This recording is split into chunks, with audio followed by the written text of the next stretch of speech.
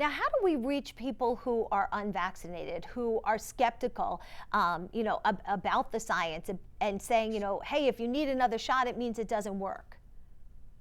No, I think skepticism is okay. I think you should be skeptical of anything you put into your body. I would argue I'm a skeptic. I want to see the data. But once you've seen the data, you should be convinced by it. I think anybody who's looked at the data regarding these vaccines would realize that 2 doses of an mRNA vaccine protects you against serious illness.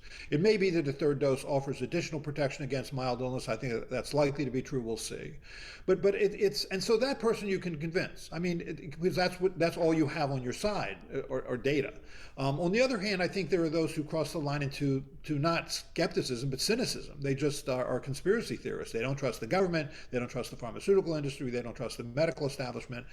And I don't know what you do to convince them. Neil deGrasse Tyson has a perfect line. He says, well, if people don't use reason or logic to reach a certain conclusion, reason or logic isn't going to talk them out of it. And that's really all you have.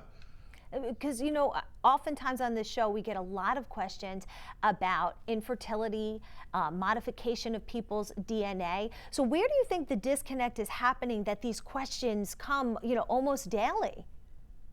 No, I think the anti-vaccine groups have been very good about getting bad information out there, which has caused people to make bad decisions, which put them and their children at risk.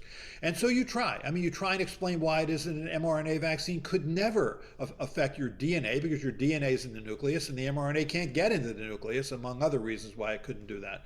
You go through the fertility data about why that was based on a false premise, the premise being that antibodies directed against this SARS-CoV-2 spike protein are also directed against your own placenta, which was wrong. And if that was true, then why is it that now that 100 million people in the United States who've been infected, we haven't had a change in the birth rate? I mean, so it's all nonsense. But once you've rung the bell, it's hard to unring it. Once you've scared people, it's hard to unscare them. And it's just been really frustrating.